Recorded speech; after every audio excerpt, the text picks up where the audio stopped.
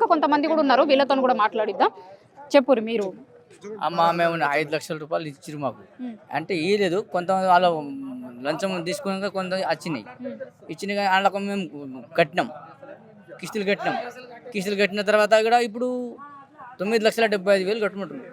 9,75,000 మా 5-6 సంవత్సరాలే.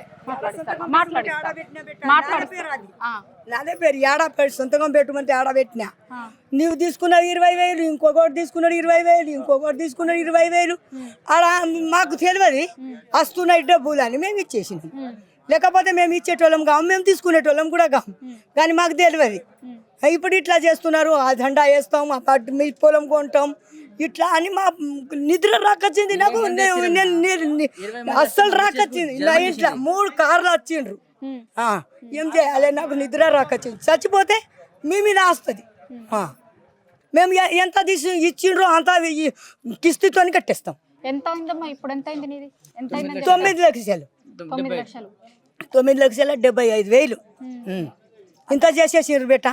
ఆ 7 రూపాయలు మిత్తి పెడతారంట, బ్యాంక్ మిత్తి 70 పైసలు 60 పైసలు ఉంటాయని చెప్పినాము. కానీ ఇంతగానం అవుతుందని మాకు తెలియదు కదా. చెప్పాలి మీకు ముందు? మాకు చెప్పలేరు. ఇది ఎంత దారుణం అంటే 3 లక్షలు తీసుకున్నారు. 3 లక్షలు తీసుకొని దగ్గర 2-3 ఏళ్ళ కిందట 9 లక్షల వరకు కట్టిరు. కట్టిన తర్వాత కూడా మళ్ళీ ఇప్పుడు కొత్తగా 12 లక్షలు కట్టాలి అంటున్నారట. అసలు ఎన్ని కట్టాలి? ముందు 9 కట్టిరు, ఇప్పుడు 12 కట్టాలంటే తీసుకుంది 3 లక్షలే. ఏ లెక్క చొప్పున వడ్డీలు వేస్తారు? అసలు ఏం వడ్డీలు అవి? ఏం వడ్డీలో గవర్నమెంటే చెప్పాలి. అసలు ఇంత దారుణంగా 3 లక్షలు తీసుకుంటే 9 లక్షల వరకు కట్టిరట. మళ్ళీ ఇప్పుడు 12 లక్షలు కట్టాలి, 12 లక్షల చిల్లర కట్టాలి, లేదంటే వేలం వేస్తాం మీ పొలాలలో వచ్చి జెండాలు వాతుతురట. ఊర్లలో వేలం అంటే వీళ్ళ పొలాన్ని వేలం ఎత్తన్నాం 2 రోజులల్లో 3 రోజులల్లో అని ఊర్లలోకి వచ్చి ఆటోలల్లో మైకులు పెట్టుకొని చెప్తే మా పరువు ఏం కావాలి అని అడుగుతారు. ఎందుకంటే రైతులందరూ కూడా ఒకవేళ తిన్నా తినకపోయినా ఎవరింట్లో వాళ్ళు వండుకొని పరువు కోసం బతికే ఊర్లు ఉంటాయి, పరువు కోసం బతికే కుటుంబాలు ఉంటాయి. మేమందరం కూడా ఊర్లలో పరువు పోతుంది, తెలిసిన వాళ్ళు వీళ్ళు అందరూ ఫోన్లు చేసి ఈ పేరు చెప్తుర్రు, వేలం వేస్తారు అని అంటారు అని అడిగితే అసలు ఏం చేయాలనో అర్థమైతే లేదు. బయటకు వస్తలేము ఇళ్ళ నుంచి అని చెప్తారు. మీది కూడా ఉందండి వేలం? లేదని మా అమ్మ పేరు మీద ఉంది. వేలం వేస్తామని డబ్బు కొడితే మా ఇజ్జత్ ఎట్లా ఉండాలమ్మా? మాకు అసలు ఇప్పుడు మాకు సడన్గా ఎవరికైనా బీమారీ వచ్చింది అనుకో, ఎవరికైనా డబ్బు అడిగితే వెళ్ళిస్తారు. మాకు ఉండేదానికి భూమి గవర్నమెంట్ హరాస్మెంట్ చేస్తారు.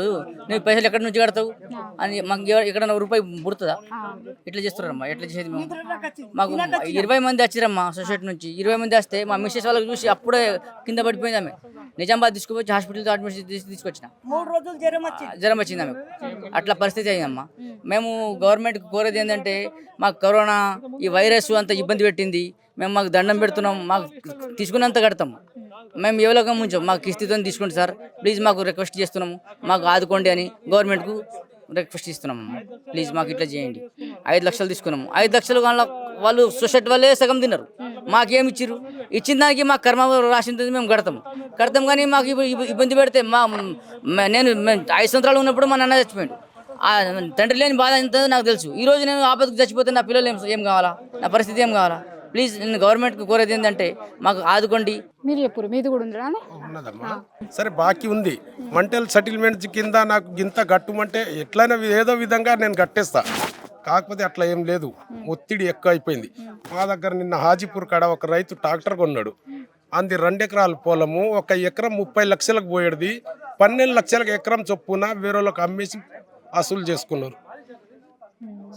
ఇంకోటి ఇదే సీఎం మా అంకోల్ క్యాంప్ మీద ఆగి ఏమన్నాడు, పోచారాం శ్రీనివాసరెడ్డి కొడుకు డీసీపీ చైర్మన్ ఉన్నాడు, ఆయన ఇది చేస్తుండ అన్నట్టు చెప్పాడు.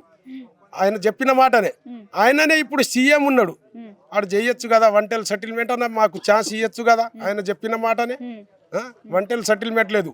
ఈ హాజీపూర్ నుంచి అక్కడ దాకా 10 ఊర్లు ఉన్నాయి. 100 మందికి సబ్సిడీ ఇది రాలే, మాఫీ రుణమాఫీ. ఎంత 5,000 మంది ఉండొచ్చు ఈడికెళ్ళి ఆడదాకా, 100 మందికి మాఫీ రాలే. ఆ మాఫీ అని వస్తే ఆ మాఫీది కొద్దిగా ఇంకా కొద్దిగేసి వంటలు సెటిల్మెంట్ చేసేస్తాం. అట్లా నో ఛాన్స్. అట్లా మీది కూడా ఉందా? నమస్కారం అండి. అవునండి, 3 లక్షలతోటి ఒక 3 లోన్లు ఉన్నాయండి. 8 సంవత్సరాల క్రితం లేపినాము. అవి 24 లక్షలు చేసిర్రు. 24 లక్షలు చేసి ఇంటికి వస్తారు మేడం. టెంట్ వేసుకొని కూర్చుంటాము, కుర్చీలు వేసుకొని కూర్చుంటాము. మాకు ఎట్లైనా చేసి మీరు ఏమన్నా అమ్ముకోండి ఇవ్వాలి, లేదంటే వేలంకు పెడతాం, భూమి వేలంకు పెడతాం, మీకు అటాచ్మెంట్ అవుతుంది, 3-4 రోజులు అటాచ్మెంట్ చేసినామంటే వేలంకు పెడతాం అని చెప్పి చెప్తారు మేడం. కుల పరిస్థితి ఎట్లుందంటే విషం దాగి చచ్చిపోయే పరిస్థితి ఉంది మేడం. ఇప్పుడు అంత దీనాదాయ స్థితిలో ఉన్నాం రైతుల మీద. ఎందుకు అట్లాంటి పరిస్థితి ఎందుకు? రైతులకి మేము మంచి చేస్తాము, అన్ని చేస్తాము అన్నారు కదా కాంగ్రెస్ గవర్నమెంట్ వచ్చినాక. అదే మేడం. రైతుల పక్షపాత అవుతుంది అన్నారు కదా, విషం దాగి చచ్చిపోయే పరిస్థితి ఎందుకు వస్తుంది? ఏదైతే ఇప్పుడు ఉన్న సహకార సంఘం బ్యాంకు నుంచి అయితే మేడం మాకు అటువంటి ఒత్తిడి ఉన్నది. ఇప్పుడు ఎంత టార్చర్ మేడం. ఆ మేనేజర్ గారు అయితే మామూలు టార్చర్ పెట్టారు మేడం. ఆయన వస్తే పాపం చెమటలు వస్తున్నాయి ఒక్కొక్కలకు. మొన్న ఇద్దరు భూమి, 1 ఎకరం భూమి ఉన్నది అమ్ముకొనేసి మొత్తం కట్టేసారు మేడం వాళ్ళు. అంటే అట్లా భయభ్రాంతులకు గురి చేస్తారు వాళ్ళు.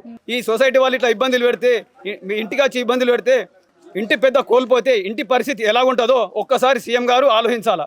ఇంటి పెద్ద కోల్పోతే భార్య పిల్లలు ఏం కావాలా, వాళ్ళు చదువుకున్న పిల్లలు ఏమైపోవాలా, కుటుంబం ఎంత అనాథ అయిపోతుందో ఒక్కసారి సీఎం గారు ఆలోచిస్తారని నేను ప్రజల తరపున ఆశిస్తున్నాను. ప్రజాపాలన సీఎం గారు అన్నారు. ఇదేనా ప్రజాపాలన అంటే? వడ్డీల మీద వేసుకుంటా రైతులకు ఇలాంటి ఇబ్బందులు పెట్టుడు న్యాయమని సీఎం రేవంత్ రెడ్డి గారిని వేడుకుంటున్నాను. ఈ ప్రజలకు రైతులకు రుణమాఫీ అన్నావు, రుణమాఫీ కూడా సరిగా కాలే. మా 3-4 మండలాలలో 2 లక్షల రుణమాఫీ వాళ్ళు దాదాపు ఒక 10% కూడా వెళ్ళలేరు. ఎందుకు చేశారు? మిమ్మల్ని నమ్మినాం. ఎందుకంటే కేసీఆర్ గారి అంత చేసిన వారి ఆయన వదులుకొని మీ సీఎం రేవంత్ గారి మాటలు వినే ఈరోజు మీ ప్రభుత్వం తెప్పించారు.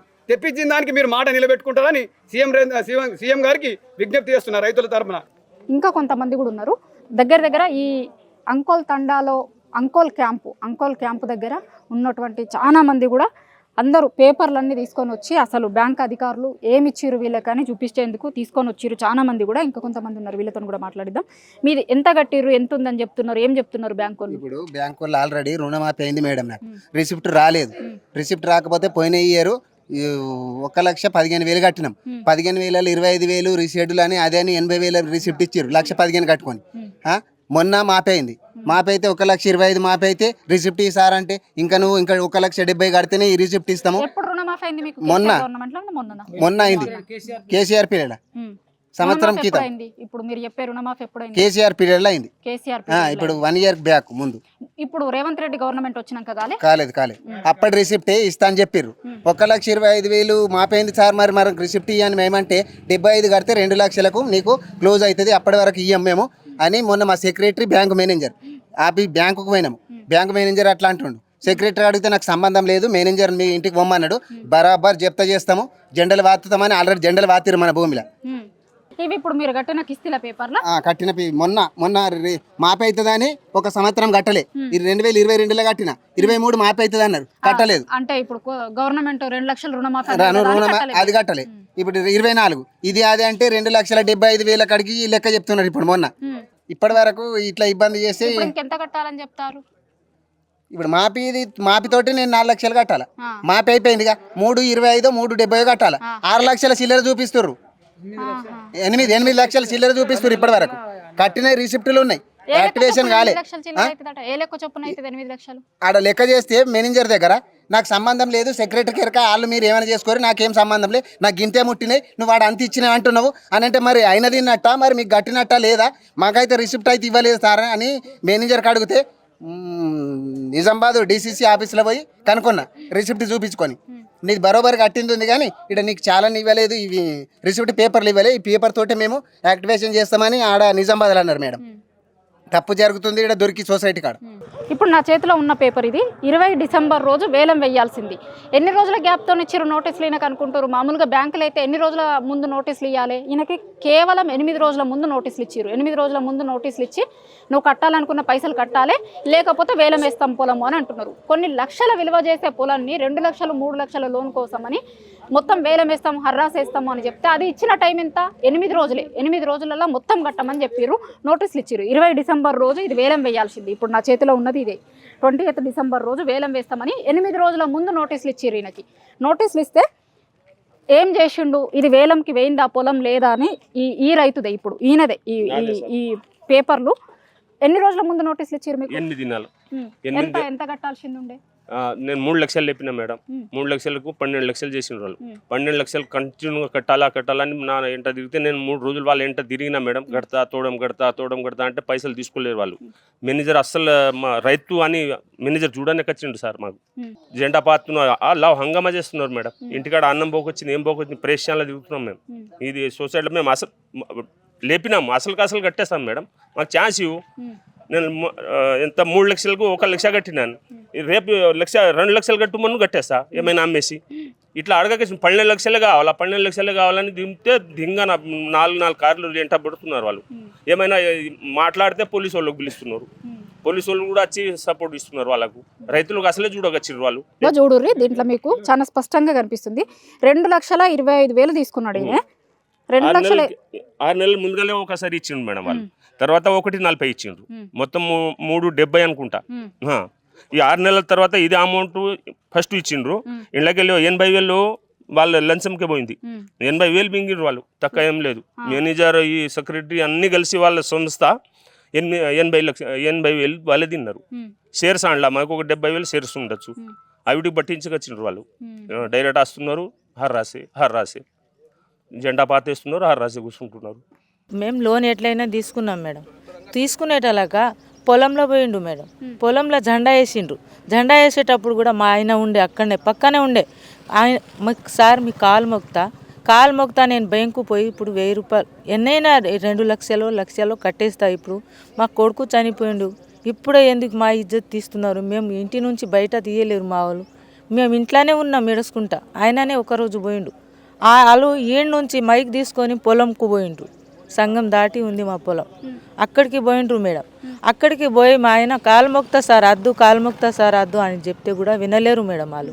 మేము వినకుండా అయినా ఆపత్లో ఉరికి బ్యాంకు పోయిండు మేడం. అయితే ఈ తండా చుట్టూ తిరిగిండ్రు మేడం వాళ్ళు. అనుస పేరు మీద పొలం జప్తి చేస్తున్నామంటే చెప్పాలా కదా మేడం మాకు కూడా. మేము లోన్ చెప్పి తీసుకున్నది మేమేం తినలేదు కదా మేడం. చెప్పాలా కదా ముందు. ఏం చెప్పలేరు మేడం. మళ్ళీ మా కొడుకు చనిపోయిండు, మేము ఇంట్లోనే ఉన్నాం.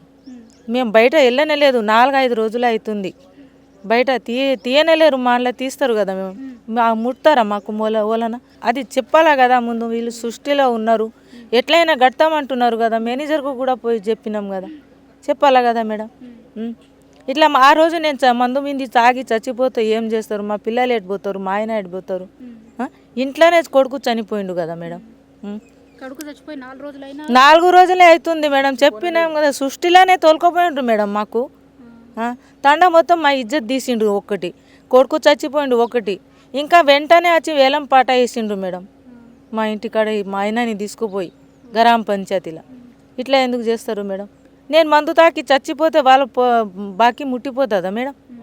ఒకసారి సీఎం సార్కు కూడా నేను దండం చేస్తా, కానీ మేము ఎంత లేపినామో అంతే కడతాం. మాకు ఏదైనా హెల్ప్ చేయాలా. మొత్తం మీద వీళ్ళందరూ చెప్తుంది ఒకటే. అంకోల్ తండాలో ఉన్నాం ఇప్పుడు మనం.